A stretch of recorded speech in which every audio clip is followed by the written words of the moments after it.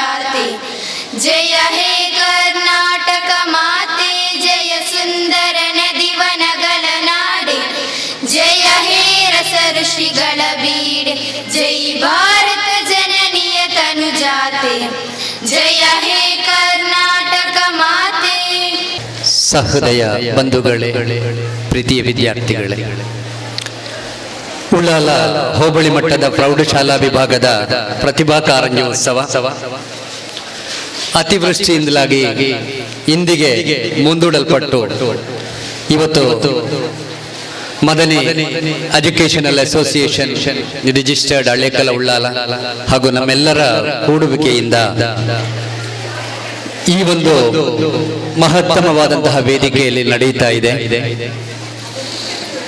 ಈ ಕಾರ್ಯಕ್ರಮದಲ್ಲಿ ಸುಮಾರು 42 ಪ್ರೌಢಶಾಲಾ ವಿಭಾಗದ ವಿದ್ಯಾರ್ಥಿ ಸ್ಪರ್ಧಾಳುಗಳು ಭಾಗವಹಿಸ್ತಾ ಇದ್ದಾರೆ.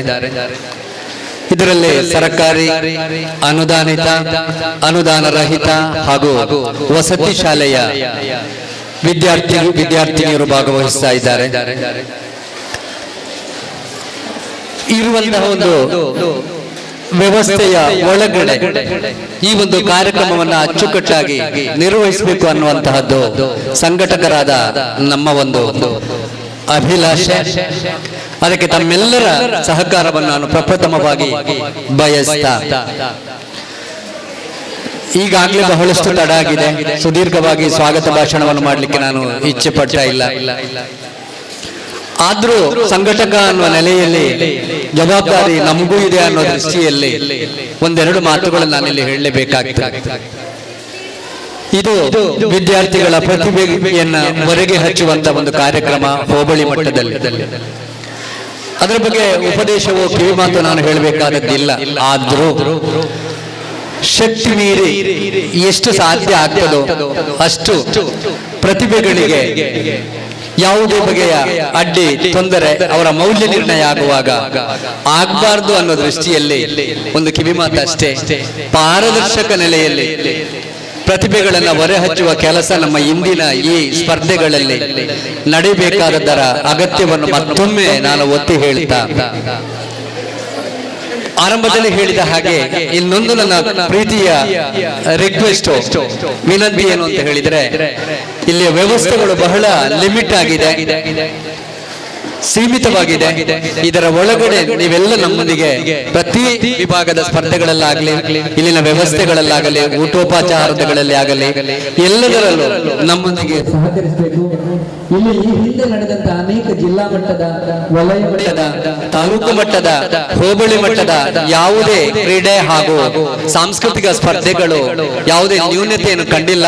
100% 100 ಯಶಸ್ವಿ ಆಗಿದೆ ಅಂತ ಅಲ್ಲ, ಆದ್ರೂ ಎಲ್ಲರ ಕೂಡುವಿಕೆಯಿಂದ ಈ ಒಂದು ಕಾರ್ಯಕ್ರಮ ತುಂಬಾ ಯಶಸ್ವಿಯಾಗಿ ನಡೆಯಲಿಕ್ಕೆ ಸಾಧ್ಯ ಆಗಿದೆ. ಸರ್ವಶಕ್ತ ಪರಮಾತ್ಮನ ಅನುಗ್ರಹದಿಂದ ಈ ಒಂದು ಕಾರ್ಯಕ್ರಮವು ಕೂಡ ಚೆನ್ನಾಗಿ ನಡೆಯುವುದರಲ್ಲಿ ನಿಮ್ಮೆಲ್ಲರ ಸಹಕಾರದಿಂದ ನಡೀತದೆ ಅನ್ನುವಂತಹ ಒಂದು ಆಶಯದೊಂದಿಗೆ ನಾನು ನನ್ನ ಕರ್ತವ್ಯಕ್ಕೆ ಮರಳುತ್ತಾ ಇದ್ದೇನೆ. ಈ ಹೋಬಳಿ ಮಟ್ಟದ ಕಾರ್ಯಕ್ರಮದ ಅಧ್ಯಕ್ಷತೆಯನ್ನು ವಹಿಸ್ತಾ ಇರುವಂತಹ ನಮ್ಮ ನೆಚ್ಚಿನ ಗೌರವಾನ್ವಿತರು, ಹಿರಿಯರು ಆಗಿರುವಂತಹ ಜನಾಬ್ ಹಾಜಿ ಅಬ್ದುಲ್ ರಶೀದ್ ಅಧ್ಯಕ್ಷರು ನಮ್ಮ ಸಂಸ್ಥೆಯದು. ಜೊತೆಗೆ ಉಳ್ಳಾಲ ಕೇಂದ್ರ ಜುಮಾ ಮಸೀದಿ ಹಾಗೂ ಸೈಯದ್ ಮದನಿ ದರ್ಗಾ ಸಮಿತಿಯ ಅಧ್ಯಕ್ಷರು. ಇವರನ್ನು ಈ ಮಹತ್ತಮವಾದ ಕಾರ್ಯಕ್ರಮಕ್ಕೆ ನಮ್ಮ ಸಂಸ್ಥೆಯ, ನಮ್ಮೆಲ್ಲರ ಮತ್ತು ಸಂಘಟಕರ ಎಲ್ಲರ ಪರವಾಗಿ ಹೃತ್ಪೂರ್ವಕವಾಗಿ ನಾನು ಈ ಕಾರ್ಯಕ್ರಮಕ್ಕೆ ಸ್ವಾಗತಿಸ್ತೇನೆ. ಸ್ವಾಗತಿಸಿದಂತಹ ಪ್ರಿನ್ಸಿಪಾಲ್ ಸಿಟಿ ಇಸ್ಮಾಯಿಲ್ ಅವರಿಗೂ ಸ್ವಾಗತ. ನಮ್ಮ ವೇದಿಕೆಯಲ್ಲಿ ತುಂಬಿದ ವೇದಿಕೆ, ಕೆಲವೊಮ್ಮೆ ಒಂದೆರಡು ಹೆಸರುಗಳು ಬಿಟ್ಟು ಹೋಗೋದು ಸ್ವಾಭಾವಿಕ, ಅದರಿಂದ ಯಾರು ಬೇಸರ ಮಾಡಿಕೊಳ್ಬಾರ್ದು. ನಮ್ಮ ಸುಷ್ಮಾ ಮೇಡಮ್ ಇದ್ದಾರೆ, ಹಾಗೆ ECO ಜ್ಯೋತಿ ಮೇಡಮ್ ಇದ್ದಾರೆ. ಯಾರ್ದಾದ್ರೂ ಹೆಸರು ಪಕ್ಕನೆ ಅದು ಬಿಟ್ಟು ಹೋಗ್ತದೆ.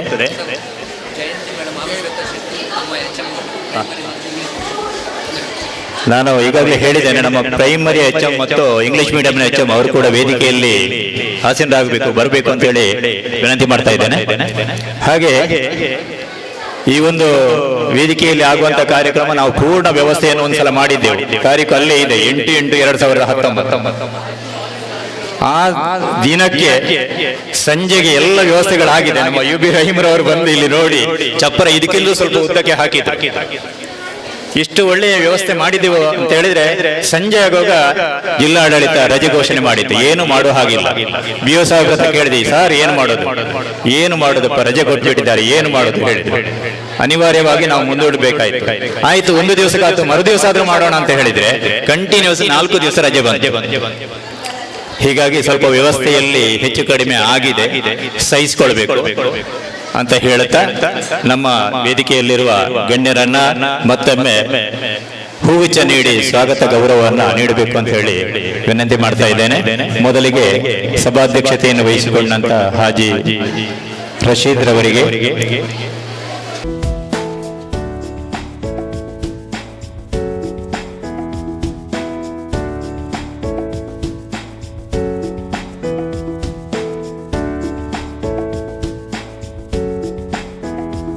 ನಮ್ಮೊಟ್ಟಿಗೆ ಇರುವುದು ತುಂಬಾ ನಮಗೆ ಸಂತೋಷವನ್ನು ತಂದಿದೆ. UBM ಅರೇಂಜರ್ಸ್ ಮಾಲೀಕ ರಹೀಮ್ ರವರಿಗೆ ನಮ್ಮ ಸಂಸ್ಥೆಯ ಕಾರ್ಯದರ್ಶಿಗಳಾದಂತಹ ಪಂಡಿತ್ ಮೊಹಮ್ಮದ್ ಅವರು ಹೂಗುಚ್ಛವನ್ನು ನೀಡಿ ಸ್ವಾಗತಿಸಬೇಕು ಅಂತ ಕೇಳ್ತಾ ಇದ್ದಾರೆ.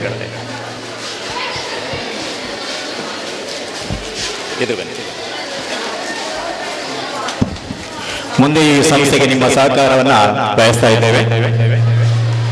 ಹಾಗೆ ನಮ್ಮ ಸ್ಥಳೀಯ ಕೌನ್ಸಿಲ್ ಅಸ್ಕರ್ ಅಲಿ ಇದ್ದಾರೆ, ಜನಪ್ರತಿನಿಧಿಗಳು, ಅವರ ಬೆಂಬಲ ಬೇಕೇ ಬೇಕು. ಹಾಗೆ ಇನ್ನೋರ್ವ ಸಂಸ್ಥೆಗಳು ಬೇರೆ ಬೇರೆ ವಿಭಾಗಕ್ಕೆ ಬೇಕಾದಷ್ಟು ಅವರ ಸಹಕಾರ ತುಂಬಾ ಅಗತ್ಯ. ಆದ್ದರಿಂದ ಈ ವೇದಿಕೆಯಲ್ಲಿ ಮುಖ್ಯ ಶಿಕ್ಷಕರ ಸಂಘದ ಅಧ್ಯಕ್ಷರು ಆಗಿರುವಂತಹ BM ಶಾಲೆಯ ಮುಖ್ಯ ಶಿಕ್ಷಕಿ ಜಯವಂತಿ ಸೋನ್ಸರ್ ಕಳೆದ 1 ವಾರದಿಂದ ನಮಗೆ ಸತತವಾಗಿ ಇಲ್ಲಿ ಬಂದು ಮಾರ್ಗದರ್ಶನ ನೀಡ್ತಾ ಇದ್ದಾರೆ. ಅವರನ್ನ ಹೃತ್ಪೂರ್ವಕವಾಗಿ ಹೂ ನೀಡುವುದರ ಮೂಲಕ ಸ್ವಾಗತಿಸಬೇಕು ಅಂತ ಹೇಳಿ ವಿನಂತಿ ಮಾಡ್ತಾ ಇದ್ದಾರೆ. ಹಾಗೆ ECO ಮೇಡಮ್ ಈ ಕಾರ್ಯಕ್ರಮವನ್ನ ನಮ್ಗೆ ಒಪ್ಪಿಸುವಲ್ಲಿ ಬಹಳ ಶ್ರಮ ಪಟ್ಟಿದ್ದಾರೆ. ನಾವು ಪಕ್ಕನೆ ಒಪ್ಪಿಕೊಳ್ಳಿಲ್ಲ, ಯಾಕಂತ ಹೇಳಿದ್ರೆ ಕಷ್ಟ ಆಗ್ತದೆ ಮೇಡಮ್. ನಮ್ಮಲ್ಲಿ ನಮ್ಮ ಶಿಕ್ಷಣ ಸಂಯೋಜಕರಾದ ಡಾಕ್ಟರ್ ಪ್ರಸಾದ್ ಕುಮಾರ್ ನಮ್ಮವರೇ, ಅವರಿಗೆ ಇಸ್ಮಾಯಿಲ್ ಅವರು ಹೂಗುಚ್ಛವನ್ನು ನೀಡಿ ಗೌರವಿಸಬೇಕು ಅಂತ ಕೇಳ್ತಾ ಇದ್ದೇನೆ. ತ್ಯಾಗಮರ ಎಲ್ಲರಿಗೂ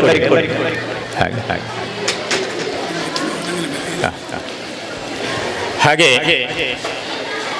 ಈ ಕಾರ್ಯಕ್ರಮದ ಚಿತ್ರೀಕರಣವನ್ನು ಮಾಡುತ್ತಿರುವಂತಹ ಪೊಸಕುರಲ್ಲ ಆಸಿಫ್ ರವರಿದ್ದಾರೆ. ಅವರು ಕೂಡ ವೇದಿಕೆ ಬಂದು ಸಭಾಧ್ಯಕ್ಷರಿಂದ ಒಂದು ಹೂವನ್ನ ಪಡ್ಕೊಳ್ಬೇಕು ಅಂತ ವಿನಂತಿ ಮಾಡ್ತಾ ಇದ್ದಾರೆ. Thank you sir, thank you. ಈ ಕಾರ್ಯಕ್ರಮದ ಉದ್ಘಾಟನೆಯನ್ನ ನಾವು ನಮ್ಮ ಕರಾವಳಿಯ ತುಳುನಾಡಿನ ಜಾನಪದೀಯ ಸಂಸ್ಕೃತಿ, ಜಾನಪದ ನೃತ್ಯದಲ್ಲಿ ಬಳಸುವಂತಹ ಟಾಸೆ ಇದೆ, ಅದನ್ನು ಬಾರಿಸುವುದರ ಮೂಲಕ ಈ ಸಂದರ್ಭದಲ್ಲಿ ನಮ್ಮ ಕ್ಷೇತ್ರ ಶಿಕ್ಷಣಾಧಿಕಾರಿಗಳು ಅದನ್ನು ಉದ್ಘಾಟನೆಗೆ ಚಾಲನೆ ಕೊಡಬೇಕು ಅಂತ ಹೇಳಿ ವಿನಂತಿ ಮಾಡ್ತಾ ಇದ್ದೇನೆ.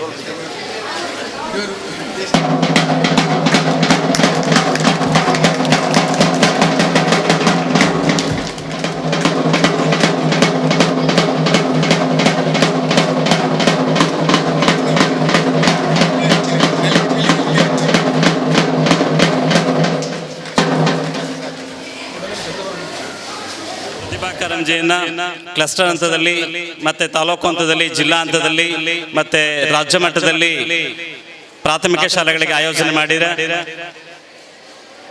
ನಾವು ಹೋಬಳಿ ಮಟ್ಟ ಮತ್ತು ತಾಲೂಕು ಮಟ್ಟ ಹೀಗೆ ಪ್ರೌಢಶಾಲೆಯ ಪ್ರತಿಭಾ ಕಾರಂಜಿ ಪ್ರಾರಂಭ ಆಗ್ತದ. ಈ ಒಂದು ಕಾರ್ಯಕ್ರಮದ ಉದ್ದೇಶ ಇಷ್ಟೇ, ಮಗುವಿನಲ್ಲಿ ಅಡಗಿರುವ ಸೂಕ್ತ ಪ್ರತಿಭೆಯನ್ನು ಹೊರತರಲಿಕ್ಕೆ ಶಿಕ್ಷಕರು ಮತ್ತೆ ಈ ಒಂದು ಕಾರ್ಯಕ್ರಮ ಒಂದು ಸಹಕಾರಿಯಾಗಿದೆ ಅಂತ ನಾವು ಹೇಳ್ಬೇಕಾಗ್ತದೆ. ಎಷ್ಟೋ ಮಕ್ಕಳ ಪ್ರತಿಭೆ ಅವು ಸರಿಯಾದ ಪ್ಲಾಟ್ಫಾರ್ಮ್ ಇಲ್ಲದೆ ಕಮರಿ ಹೋಗ್ಬೋದು. ಯಾವ ಮಗುವಿನಲ್ಲಿ ಯಾವ ಪ್ರತಿಭೆ ಇದೆ ಅಂತ ನಮಗೂ ಯಾರಿಗೂ ಗೊತ್ತಾಗಲ್ಲ. ಒಂದು ಮಗು ಚೆನ್ನಾಗಿ ಹಾಡು ಹೇಳ್ಬೋದು, ಡ್ಯಾನ್ಸ್ ಮಾಡ್ಬೋದು, ನೃತ್ಯ ಮಾಡ್ಬೋದು, ಯಕ್ಷಗಾನ ಮಾಡ್ಬೋದು, ನಾಟಕ ಮಾಡ್ಬೋದು. ಅದಕ್ಕೆ ಅವಕಾಶ ಕೊಟ್ಟಾಗ ಮಾತ್ರ ಅದು ತನ್ನ ಪ್ರತಿಭೆಯನ್ನು ಅನಾವರಣ ಮಾಡ್ತದೆ. ಆ ಮಕ್ಕಳ ಪ್ರತಿಭೆಯನ್ನ ನಾವು ಬೆಳೆಸಿ ಪೋಷಿಸಬೇಕಾದ್ದು ಶಿಕ್ಷಕರದು, ಪೋಷಕರದು, ಸಮಾಜದ ಆದ್ಯ ಕರ್ತವ್ಯ. ಎಷ್ಟೋ ಪ್ರತಿಭೆಗಳು ಅವಕಾಶ ಇಲ್ಲದೆ ಹಾಗೆ ಬಾಡಿ ಹೋಗಿದ್ದಾವೆ ನಮ್ಮಲ್ಲಿ. ನೀವು ನೋಡಿರ್ಬೋದು, ಒಂದು ನಮ್ಮ ಟಿವಿ ಮಾಧ್ಯಮದಲ್ಲಿ ಒಬ್ಬ ಹನುಮಂತ ಅಂತ ಒಬ್ಬ ಹುಡುಗ ಎಷ್ಟು ಚೆನ್ನಾಗಿ ಹಾಡು ಹೇಳ್ತಾನೆ ಅಂದ್ರೆ ನಿಮ್ಗೆ ಗೊತ್ತಿದೆ. ಅವ್ನಿಗೆ ಎಲ್ಲೂ ಸಂಗೀತ ಕಲ್ತಿಲ್ಲ, ಎಲ್ಲೂ ಅವನ ಹಾಡುಗಾರಿಕೆ ಬಗ್ಗೆ ಯಾವುದೇ ತರಬೇತಿ ಪಡೆದಿಲ್ಲ, ಆದ್ರೂ ಸಹ ಯಾವ ರೀತಿ ಹಾಡು ಹೇಳ್ತಾನೆ ಅಂತ ನಿಮ್ಗೆ ಗೊತ್ತಾಗ್ತದೆ. ಸೊ ಈ ನಿಟ್ಟಿನಲ್ಲಿ ವಿದ್ಯಾರ್ಥಿಗಳೇ, ಇಲ್ಲಿಗೆ ಬಂದಿದ್ದೀರಾ, ಎಲ್ಲರೂ ಗೆಲ್ಲಿಕ್ಕೆ ಅವಕಾಶ ಇಲ್ಲ. ಕೆಲವರು ಗೆಲ್ತೀರಾ, ಕೆಲವರು ಒಂದು ಅನುಭವ, ಒಂದು ಎಕ್ಸ್ಪೀರಿಯನ್ಸ್ ಅನ್ಕೊಂಡು ಮುಂದಿನ ಪ್ರತಿಭಾ ಕಾರಂಜಿಯಲ್ಲಿ ನಿಮ್ಮ ಪ್ರತಿಭೆಯನ್ನ ಹೆಚ್ಚಿಸ್ಕೊಳ್ಳಿಕ್ಕೆ ಅವಕಾಶ ಇದೆ. ಮತ್ತೆ ಎಲ್ಲರೂ ಈ ಒಂದು ಕಾರ್ಯಕ್ರಮವನ್ನು ಎಂಜಾಯ್ ಮಾಡ್ರಿ, ಕಾರ್ಯಕ್ರಮಗಳನ್ನ ನೋಡ್ರಿ. ನೀವು ಯಾವ ಒಂದು ಕ್ಷೇತ್ರದಲ್ಲಿ, ಯಾವ ವಿಭಾಗದಲ್ಲಿ ಸ್ಪರ್ಧೆ ನೀಡ್ಲಿಕ್ಕೆ ಬಂದಿದ್ರ, ನೀಟಾಗಿ ನಿಮ್ಮ ಪ್ರಾಮಾಣಿಕತೆಯಿಂದ ನಿಮ್ಮ ಶಿಕ್ಷಕರು ಯಾವ ರೀತಿ ತರಬೇತಿ ಮಾಡಿದ್ದಾರೆ ಆ ನಿಟ್ಟಿನಲ್ಲಿ ನೀಡಿ ಈ ಒಂದು ಕಾರ್ಯಕ್ರಮವನ್ನ ಯಶಸ್ಸುಗೊಳಿಸಬೇಕು ಅಂತ ನಿಮ್ಮಲ್ಲಿ ಕೇಳ್ಕೊತಾ ಇದ್ದೀನಿ. ಜೊತೆಗೆ ತುಂಬಾ ವ್ಯವಸ್ಥಿತವಾಗಿ ಈ ಒಂದು ಕಾರ್ಯಕ್ರಮವನ್ನ ಮಾಡಿರುವಂತ ನಮ್ಮ ಈ ಒಂದು ಶಾಲೆಯ ಸಂಸ್ಥೆಯ ಎಲ್ಲ ನನ್ನ ಅಧ್ಯಕ್ಷರು, ಕಾರ್ಯದರ್ಶಿಗಳು ಮತ್ತು ಸದಸ್ಯರಿಗೆ, ಮತ್ತೆ ಶಾಲೆಯ ಮುಖ್ಯೋಪಾಧ್ಯಾಯರು, ಮತ್ತೆ ವಿಶೇಷವಾಗಿ ಪಿ ಡಿ ಶೆಟ್ಟರ್ ಅವರು ಎಲ್ಲ ಚೆನ್ನಾಗಿ, ಯಾಕೆಂದ್ರೆ 2-3 ಸರಿ ಕಾರ್ಯಕ್ರಮ ಆಯೋಜನೆ ಆಯ್ತು. 2-3 ಸರಿ ಆಯೋಜನೆ ಆದ್ಮೇಲೆ ಪಿ ಡಿ ಶೆಟ್ಟರು ದಳಲು ಸಾರ್ ಏನ್ ಮಾಡೋದು, ಏನು ಮಾಡ್ಲಿಕ್ಕಾಗಲ್ಲ, ಡಿ ಸಿ ಅವರ ಆದೇಶ ಇದೆ, ಒಂಚೂರು ಏನಾರು ವೇರಿಯೇಷನ್ ಆದ್ರೂ ಉತ್ತರ ಯಾರು ಹೇಳಲಿಕ್ಕಾಗಲ್ಲ, ರಜಾನೆ, ದಯಮಾಡಿ ಏನು ಮಾಡ್ಲಿಕ್ಕಾಗಲ್ಲ. ಜೊತೆಗೆ ಅದು ಹೆವಿ ರೈನು ಆಯ್ತು, ಮಾಡ್ಲಿಕ್ಕೂ ಕಷ್ಟ ಆಗ್ತಿತ್ತು. ಸಾಧ್ಯ ಇವತ್ತಿಗೆ ಮಳೆ ನಿಂತಿದೆ, ಅವತ್ತು ಸ್ಟಾರ್ಟ್ ಆಗಿದ ಮಳೆ ಇವತ್ತು ನಿಂತಿದೆ, ಇಲ್ಲಿ ನಿಲ್ಸಿದೀರಾ. ಸೊ ಹಾಗಾಗಿ ಈ ಒಂದು ಕಾರ್ಯಕ್ರಮ ಯಶಸ್ವಿ ಆಗ್ಲಿ. ಈ ಕಾರ್ಯಕ್ರಮಕ್ಕೆ ಎಲ್ಲ ಯಾರು ಸಹಕಾರ ಕೊಡಿದ್ರು ಅವರೆಲ್ಲರಿಗೂ ಇನ್ನೊಮ್ಮೆ ಇಲಾಖೆ ಪರವಾಗಿ ಧನ್ಯವಾದಗಳನ್ನ ಹೇಳ್ತಾ ಇದ್ದೀನಿ. ಮತ್ತೆ ಅಂತಿಮವಾಗಿ ಈಗೆಲ್ಲ ಇಲ್ಲಿ ಕುಳಿತಿದ್ರ ಶಿಕ್ಷಕರು, ಸೊ 29ನೇ ತಾರೀಕು ಫಿಟ್ ಇಂಡಿಯಾ ಮೂವ್ಮೆಂಟ್ ಅಂತ ಒಂದು ಕಾರ್ಯಕ್ರಮ ಇದೆ. ಇದು ದೂರದರ್ಶನದಲ್ಲಿ ಪ್ರಸಾರ ಆಗ್ತದೆ. ಎಲ್ಲಾ ಶಾಲೆಗಳಲ್ಲಿ ಎಲ್ಲಾ ಶಿಕ್ಷಕರು, ಎಲ್ಲಾ ವಿದ್ಯಾರ್ಥಿಗಳು ಆ ಒಂದು ಕಾರ್ಯಕ್ರಮವನ್ನ ನೋಡ್ಬೇಕು, ಆಯೋಜಿಸಬೇಕಾಗಿ ನಿಮ್ಮಲ್ಲಿ ಕೇಳ್ಕೊತಾ ಇದ್ದೀವಿ. ಫಿಟ್ ಇಂಡಿಯಾ ಮೂವ್ಮೆಂಟ್ 29ನೇ ತಾರೀಕು, ಅದಕ್ಕೆ ಟೈಮ್ ಟೇಬಲ್ ನ ನಿಮ್ಮ CRP ಮೂಲಕ ಕಳಿಸ್ಕೊಡ್ತೀವಿ. ಪೂರಕವಾಗಿ ಈ ಒಂದು ಸಭೆಯನ್ನು ಹೇಳ್ತಾ ಇದ್ದೀನಿ. ಸೊ ಮತ್ತೊಮ್ಮೆ ಈ ಒಂದು ಕಾರ್ಯಕ್ರಮ ಶುಭವಾಗಲಿ ಅಂತ ಹಾರೈಸುತ್ತಾ ಇಲ್ಲಿ ಮಾತಾಡ್ಲಿಕ್ಕೆ ಅವಕಾಶ ಕೊಟ್ಟಂತ ಈ ವೇದಿಕೆ ಮೇಲಿರುವ ಎಲ್ಲ ಗಣ್ಯರಿಗೆ ಹೊಂದಿಸಿ ನನ್ನ ಎರಡನ್ನು ಮಾತನ್ನು ಮುಗಿಸ್ತೇನೆ. ಧನ್ಯವಾದಗಳು ಸರ್. ಬಹುಶಃ ಗ್ರಾಮೀಣ ಪ್ರದೇಶದ ಕೆಲವು ಪ್ರತಿಭೆಗಳು ಅವಕಾಶ ವಂಚಿತರಾಗಿ ಇರುವಂತಹ ಸಂದರ್ಭದಲ್ಲಿ ಸರ್ಕಾರ ಒಂದು ದಿಟ್ಟ ನಿರ್ಧಾರವನ್ನು ಕೈಗೊಂಡು ಎಲ್ಲರೂ ಒಟ್ಟಾಗಿ ಇಂತಹ ಒಂದು ಪ್ರತಿಭಾ ಕಾರಂಜಿ ಅಥವಾ ಕಲೋತ್ಸವ ಕಾರ್ಯಕ್ರಮವನ್ನು ಮಾಡಿ ಎಂಬುದಾಗಿ. ಆದರೆ ಹೋಬಳಿ ಮಟ್ಟದವರೆಗೆ ಯಾವುದೇ ಅನುದಾನವನ್ನು ಕೊಡ್ತಾ ಇಲ್ಲ, ತಾಲೂಕು ಮಟ್ಟಕ್ಕೆ ಆಗುವಾಗ ಸ್ವಲ್ಪ ಅನುದಾನ ಬಿಡುಗಡೆ ಮಾಡ್ತದೆ ಅಂತ ಕಾಣ್ತದೆ.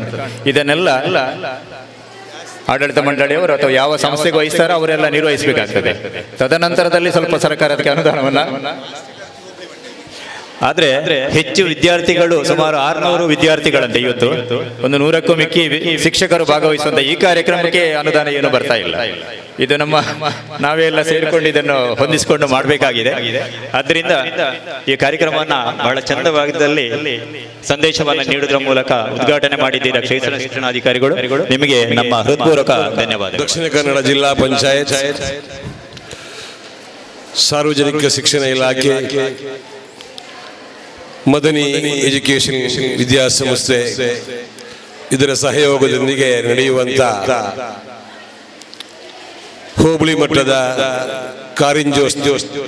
ಪ್ರತಿಭಾ ಕಾರಂಜೋತ್ಸವದ ವೇದಿಕೆ ಮೇಲೆ ಉಪಸ್ಥಿತರಿದ್ದು ಕಾರ್ಯಕ್ರಮವನ್ನು ಉದ್ಘಾಟಿಸಿದಂತ BO ಸಾಹೇಬ್ರೆ, ಆಡಳಿತ ಮಂಡಳಿಯ ಅಧ್ಯಕ್ಷರು ಮತ್ತು ಪದಾಧಿಕಾರಿಗಳೇ, ಕೌನ್ಸಿಲರ್ಗಳೇ, ಸಂಸ್ಥೆಯ ಎಲ್ಲ ಹಿತೈಷಿಗಳೇ, ಈ ಕಾರ್ಯಕ್ರಮದಲ್ಲಿ ಭಾಗವಹಿಸಿದಂಥ ವಿವಿಧ ಶಾಲೆಗಳಿಂದ, ಪ್ರೌಢಶಾಲೆಗಳಿಂದ ಬಂದಂಥ ಎಲ್ಲ ಶಿಕ್ಷಕ ವೃಂದದವರೇ, ಈ ಸಂಸ್ಥೆಯ ಶಿಕ್ಷಕ ವೃಂದದವರೇ, ಎಲ್ಲ ವಿದ್ಯಾರ್ಥಿನಿಯರೇ, ನಿಮಗೆಲ್ಲ ಮೊತ್ತ ಮೊದಲಾಗಿ ಈ ಕಾರಂಜೋತ್ಸವದ ಶುಭಾಶಯಗಳನ್ನ ಕೋರುತ್ತಾ, ಈಗ ಮಾತಾಡುವಾಗ, ಸ್ವಾಗತ ಮಾಡುವಾಗ ಒಂದು ಮಾತನ್ನು ಹೇಳ್ತಾ ಇದ್ರು.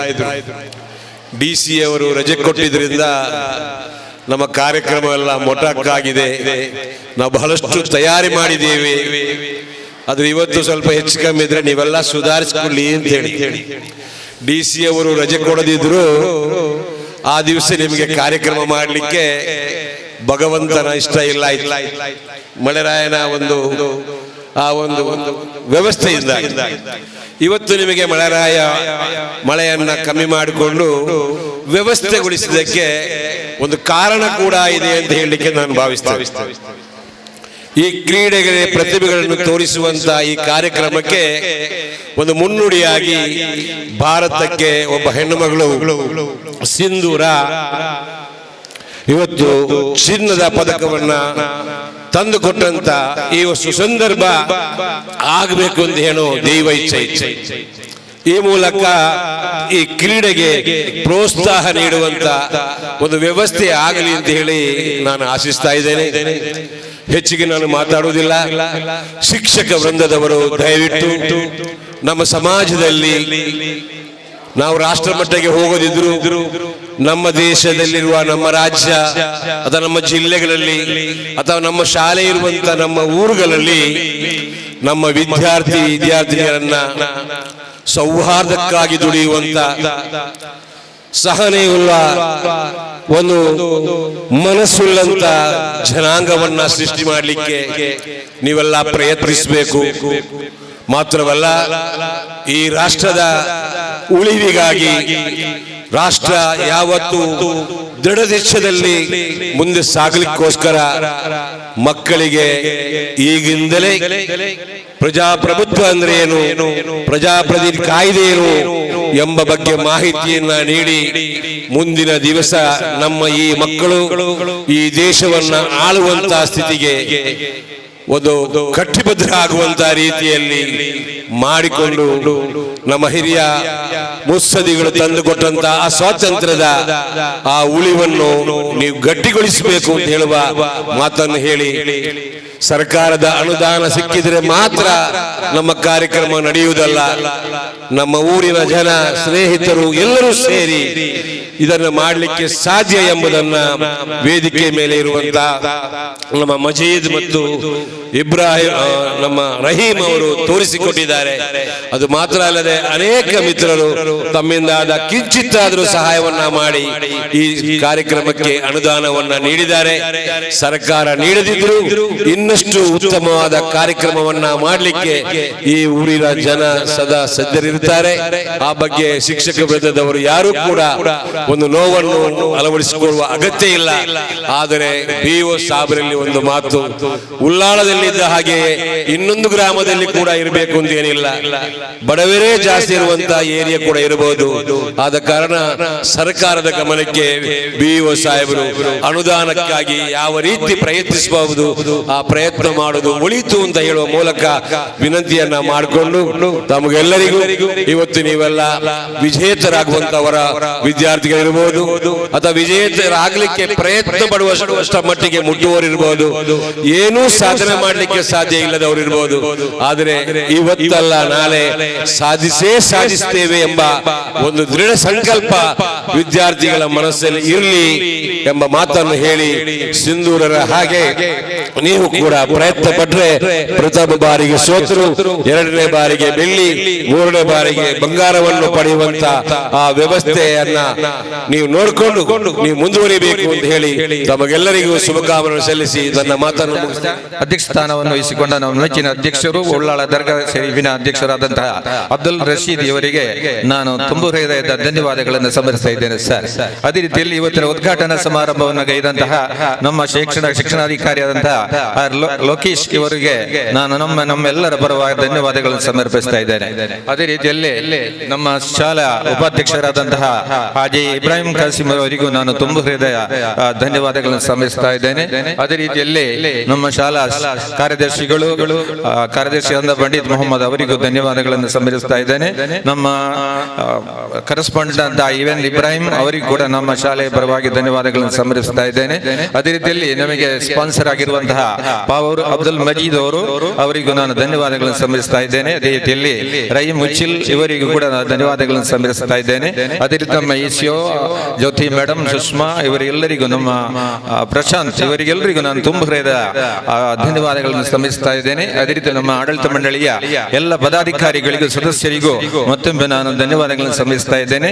ನಮ್ಮ ಶಾಲಾ ಪ್ರಿನ್ಸಿಪಾಲರಾದಂತಹ ಇಸ್ಮಾಯಿಲ್ T ಇವರಿಗೂ ಧನ್ಯವಾದಗಳನ್ನು ಸಮರ್ಪಿಸ್ತಾ ಇದ್ದೇನೆ.